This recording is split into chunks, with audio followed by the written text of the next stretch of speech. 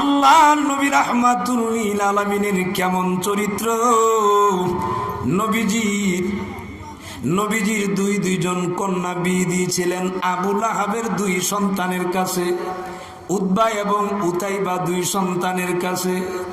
যখন আল্লাহ কামুল হাকিমিন সূরা লাহাব নাজিল করেছে, আবু লাহাব এমন বেজার, ওনার স্ত্রী উম্মে জামিলাও বেজার। 2 জন যখন বেজার হয়, আবু লাহাব তখন তার 2 সন্তানকে আহ্বান করে ডাক দিয়া বলে, সন্তানেরা রে, নবীজির কাছে আল্লাহ আয়াত নাজিল করেছে, আমাদের বিরুদ্ধে আয়াত নাজিল করছে। তোমরা যদি আমার সন্তান হও, তোমাদের কাছে দাবি হলো এই মুহূর্তে যাইয়া মুহাম্মদের 2 কন্যাকে তোমরা তালাক দিবা। জোরে বলুন নাউজুবিল্লাহ। আর একটু জোরে বলেন নাউজুবিল্লাহ। নবীজি আমার রাহমাতুল লিল আলামিন। রে পৃথিবীর মুসলমান, কেমন দয়ার নবীজি। 2 সন্তান উতবা এবং উতাইবা 2 জনই চলে গেছে। তাফসিরে মাজহারিতে উল্লেখ করা হয়, এই 2 সন্তান যায়া আল্লাহর নবী রাহমাতুল লিল আলামিনের সামনে যায়া দাঁড়াইয়া বিয়াদবের মতো কথা বলে, এত বড় সাহস, আপনার আল্লাহ নাকি আমাদের আব্বা আম্মার বিরুদ্ধে আয়াত নাজিল করছে। আমগো দেশে কিছু বিয়াদব আছে না? জোরে বলেন না, আছে না? ওলি আল্লাহর নাম শুনলেও এর শরীর আগুন ধরে যায়, আছে না নাই? পৃথিবীর মুসলমান যারা ভণ্ড তাদেরকে আমরা ওলি বলি না, কিন্তু যারা আল্লাহওয়ালা, যারা আল্লাহর ওলি, তাদের বিরুদ্ধে কোনো কথা বললে, ও পৃথিবীর মুসলমান, তোমাদের বিরুদ্ধে আল্লাহ এবং আল্লাহ রাসূলের যুদ্ধ ঘোষণা। ঠিক কিনা জোরে বলো।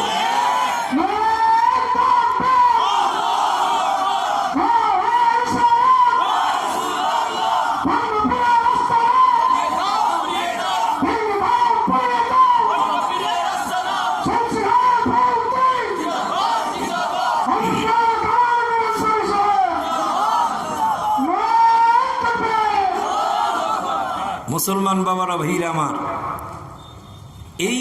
এই বিষয়টা কিন্তু রহমতের নবীর থেকে শুরু, শেষ হয়েছে না। ঠিক কিনা জোরে বলুন।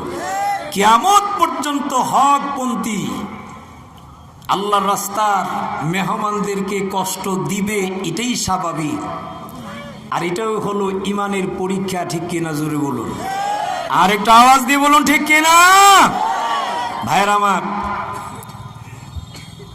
2 সন্তান আবু লাহাবের বিয়াদবের মতো গিয়ে বললেন, এত বড় সাহস আপনার আল্লাহ। নাউজুবিল্লাহ বলবেন না? আল্লাহর এত বড় সাহস। তোমারে যে আল্লাহ মায়া করে পৃথিবীতে পাঠাইছেন, তুমি তো অকৃতজ্ঞ, কৃতজ্ঞতা স্বীকার করো নাই। ঠিক কিনা জুড়ে বলুন। আল্লাহ কিন্তু বলছেন, ইন্নাল ইনসানা লিরাব্বিহি লাকানুদ, নিশ্চয়ই মানুষ অকৃতজ্ঞ, কৃতজ্ঞতা স্বীকার করে না। ঠিক কিনা জোরে বলুন। নিয়ামত সব মানুষ ঈমান গ্রহণ করতে পারে না।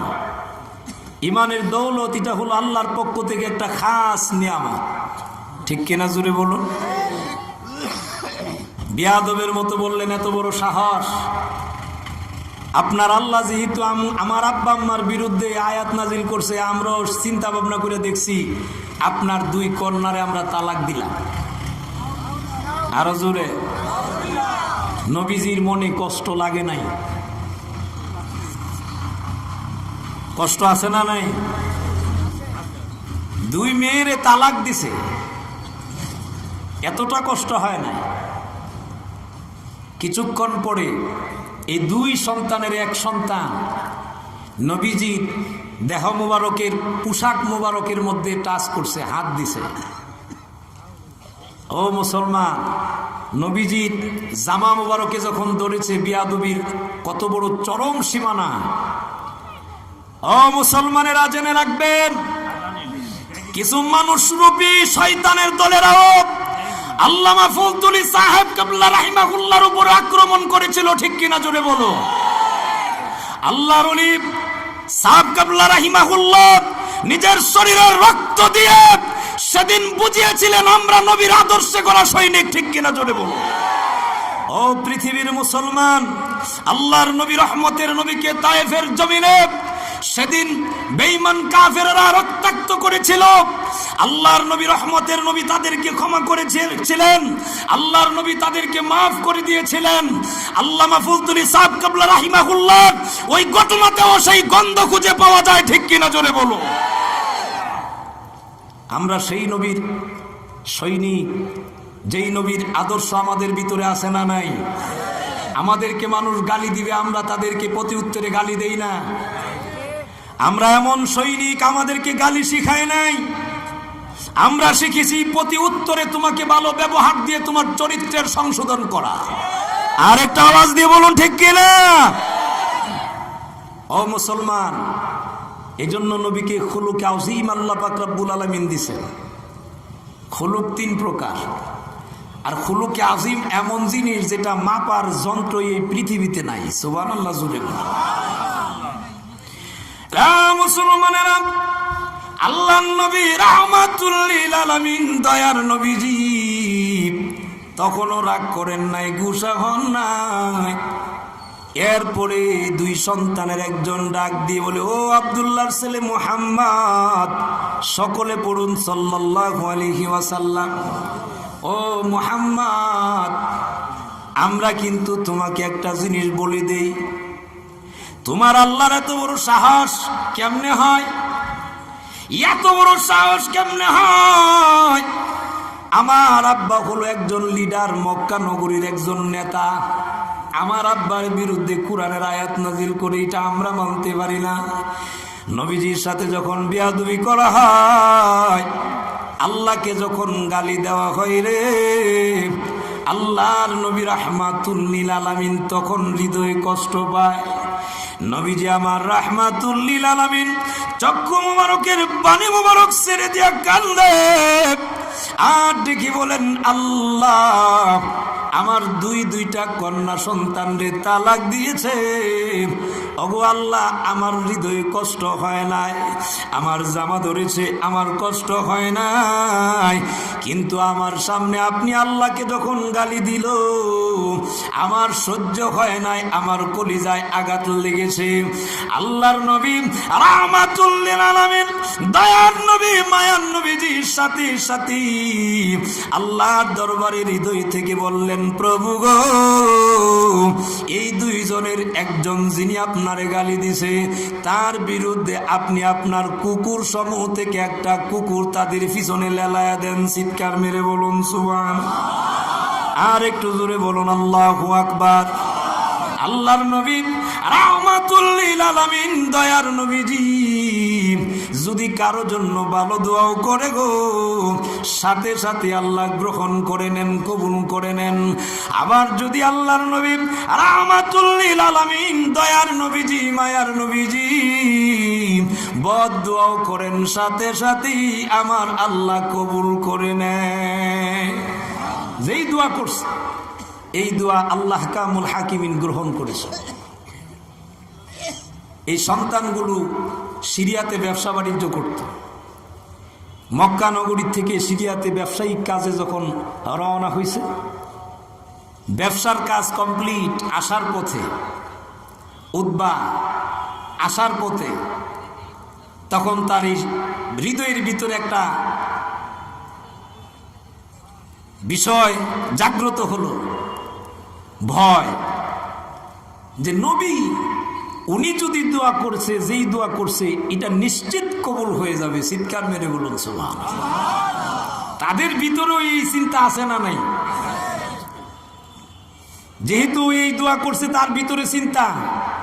সন্ধ্যা যখন হলো, কাফেলা যখন ঠিক করলো যে এখানে আজকে রাত্র যাপন করবে, পাশেই হলো পাহাড়। হঠাৎ করে দেখে একটা পাহাড়ের উপরে একটা বাঘ, আসরের পর মুহূর্তে এই বাঘটা এসে সাক্ষাৎ দিছে।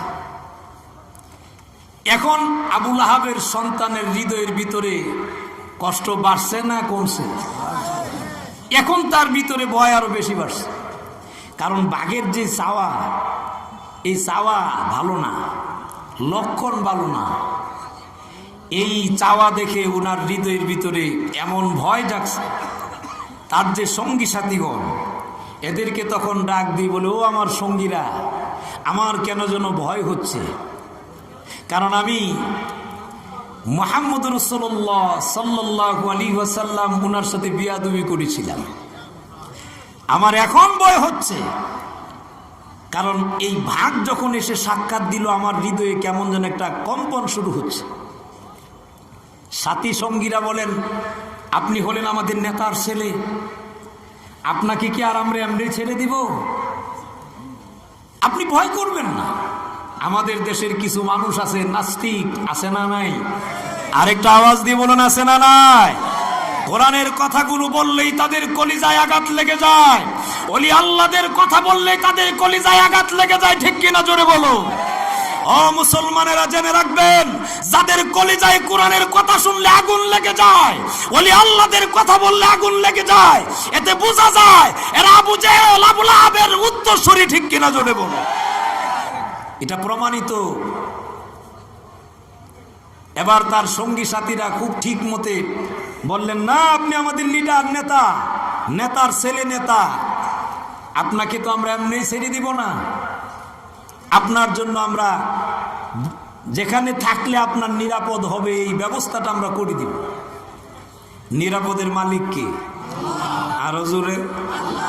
আপনি যদি ঠিক মতে এই যে মাটির ভিতর থেকে যদি ভালো করে বিল্ডিং উঠায় গ্লাস ক্লাস ফিট কইরাও যদি রুমের ভিতরে বসে থাকেন, মালাকুল মউত পাঠাইবার ক্ষমতা আল্লাহর আছে না নাই? আরেকটা আওয়াজ দিয়ে বলেন, নিরাপদ কেমনে দিবেন? পুলিশ দিয়া, র্যাব দিয়া, আর্মি দিয়া, বিডিআর দিয়া কি নিরাপদ দেওয়া যায়? মালাকুল মউত থেকে নিরাপদের কোনো সুযোগ নেই। হাজারো চেষ্টা করলেও সম্ভব হবে। ভাইরা আমার, এই পরিস্থিতিতে ওনারা সিদ্ধান্ত নিলেন, আপনাকে আমরা এই জায়গাতে আমরা যে মাল সামান আনছি, এই মাল সামানার কিছু বস্তা আছে, গাট্টি আছে, এগুলা দিয়ে ঠিক মতো উঁচা করে উঁচু জায়গার উপরে আপনার আমরা শোয়ামু, আর চতুর্দিক দিয়ে আমরা সৈনিকেরা আমরা থাকবো নিচে। যদি আপনার ভয় হয় যে জঙ্গল থেকে বাঘ আসার সম্ভাবনা আছে, তাহলে এই বাঘ তো খাইলে আমরা যেহেতু নিচে আমগরে না আগে খেতে, তাদের এই চিন্তা চেতনা ঠিক। কিন্তু বাঘে যারে ধরবো এটা তো আল্লাহর হুকুমে ধরবো। ঠিক কিনা জোরে বলেন।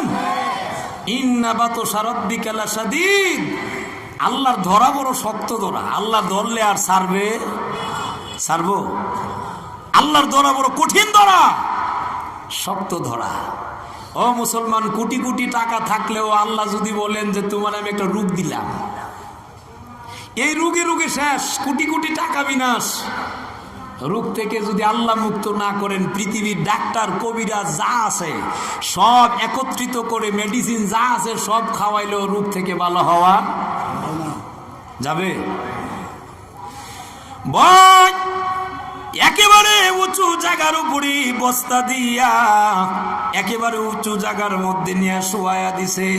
ও মুসলমান বাবারা গো, যত উঁচু জায়গার মধ্যেই শোয়ানো হোক, মালাকুল মউত উনি আসলে অনুমতিও নেওয়া লাগবে না। ঠিক কিনা জোরে বলুন।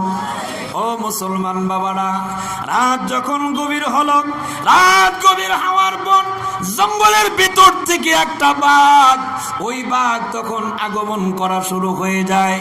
বাবারা গো, প্রশ্ন জাগতে পারেন, আল্লাহর নবী রাহমাতুল লিল আলামিন, দয়ার নবী, মায়ার নবী দোয়া করেছেন কুকুর সমূহ, কিন্তু আল্লাহ জঙ্গল থেকে বাঘ কেন পাঠাইছে? বাবারা গো, তাফসিরে মাজাহারিতে উল্লেখ করা হয়, এই জন্য বাঘ পাঠানো হলো।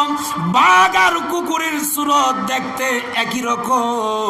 আল্লাহ কামুন হাকিমিন, এই জন্য বাঘ পাঠায়া দিছে। বাবারা গো, বাঘ যখন আগমন করেছে, এসেই নিচের দিক দিয়া নাক টান দিস, কিন্তু আসামির গন্ধ লাগে না। বাঘের নাকের মধ্যে গ্রান, আসামির গ্রান লাগাই দিছেন কে? আরো জোরে। বাঘে হুকুম মানে কার? সিংহ হুকুম মানে কার? যত হিংস্র প্রাণীগুলো সব আল্লাহর হুকুম মানে, আমরা মানুষ হইলাম বেহুশ, মানি না আমাদের রবের হুকুম। ঠিক কিনা জোরে? এমন বেহুশ, দুনিয়ার খালি দম দরকার, সম্পদ দরকার, বাড়ি দরকার, গাড়ি দরকার, কিন্তু আল্লাহর হুকুম মানি না। ঠিক কিনা জোরে বলেন? ও মুসলমান, সব কিছুর মালিক কে? আল্লাহ যদি সব কিছুর মালিক হয়, সে আল্লাহর কাছে কোনো কিছুর অভাব আছে? মুসলমানেরা, বাঘের নাকের মধ্যে যখন গ্রাণ শক্তি লাগায়া দেওয়া হলো গো, রাত্র গভীর হয়ে গেল, বাঘ যখন আগমন করে এসে নাক টান দেয়। ও বাবারা, বন্ধুরা আমার, আপনার শরীরে যেই জামা আপনি গায়ে দেন, আমার শরীরে যেই জামা আমি গায়ে দেই, গেঞ্জি গায়ে দেই, নাকের দ্বারে নিয়ে লাগায় দেই, এখানে একটা গন্ধ আছে না নাই? নিজের শরীরেরও গন্ধ আছে, সন্তানের শরীর, তার শরীরেরও একটা গন্ধ আছে। একজনের বডির গন্ধ আরেকজনের মতো হয় না। ও পৃথিবীর মুসলমান, বাঘের নাকের মধ্যে যেই গ্রাণ দিল, বাঘ নাক টান দেয়, আসামি খুঁজে তালাশ করে গো, কিন্তু দেখা যায় নিচে এটা আমার আসামি না, আরেকটার কাছে যায় এটাও আমার আসামি না, আরেকটার কাছে যায় এইটাও আমার আসামি না। বাঘ এইরকম ভাবে তালাশ করতে করতে দেখা যায় এই জায়গার একটাও বাঘের আসামি না। যেহেতু বাঘের আসামি নয়, ও মুসলমান বাবারা, বাঘ আসলো কার হুকুমে? আরো জোরে। বাঘে আল্লাহর হুকুম মানে, বাঘে নবী চিনে কি চিনে না? হরিণ নবী চিনে কি চিনে না? সাপ নবী চিনে কি চিনে না? রে পৃথিবীর মুসলমান, জগতের ভিতরে সৃষ্টি জগতের বহু সৃষ্টি, যারা নবী চিনল, আপনার আমার মতো কিছু মানুষ, নাক আছে, কান আছে, চোখ আছে, হাত আছে, সবই আছে, দেখতে দেখা যায় মানুষ, কিন্তু আবু জেহেলের মতো, আবু লাহাবের মতো নবী চিনল না, উতবা সাইবার মতো নবী চিনল না। ঠিক কিনা জোরে বলুন, আর একটা আওয়াজে বলুন। পৃথিবীর মুসলমানেরা, ওই উপরে যখন আসামি ঘুমালো, এই দেখতে বাঘ বড় চিন্তায় পড়ে গেল, আমার আসামি গেল কোথায়? আসামিকে কেন পায় না? যেই মাত্র নাক টান দিছে গো, দেখা যায় উপর দিক থেকে নাকের মধ্যে গ্রাণ আসে। বাঘ একটা লাফ দিছে, লাফ দিয়া যখন উপরে উঠল, আসামি খুঁজা পাইয়া এখন আসামির সাথে খুব সুন্দর ব্যবহারই করা হবে। আসামিকে ধরে টেনে কলিজাটা ভিতর থেকে বাহির করিয়া মাংস পিণ্ডগুলো আলাদা করলেন। ও মুসলমান বাবারা, বাঘ গার মটকায়া হাতগুলো টেনে ছিঁড়া এগুলাকে টুকরা টুকরা করে মাছের বাগার মতো একেবারে এই জায়গায় ওই জায়গার মধ্যে রেখে দিয়া বাঘ যখন তার নির্দিষ্ট জায়গায় চলে যায়, সকাল যখন হয়ে যায়, ওনাদের নাকের মধ্যে যারা নিচে ঘুমাইছে, ওনাদের নাকের মধ্যে গ্রাণ লাগতেছে। মানুষ পচার গন্ধ ভালো না খারাপ? কথা বলে।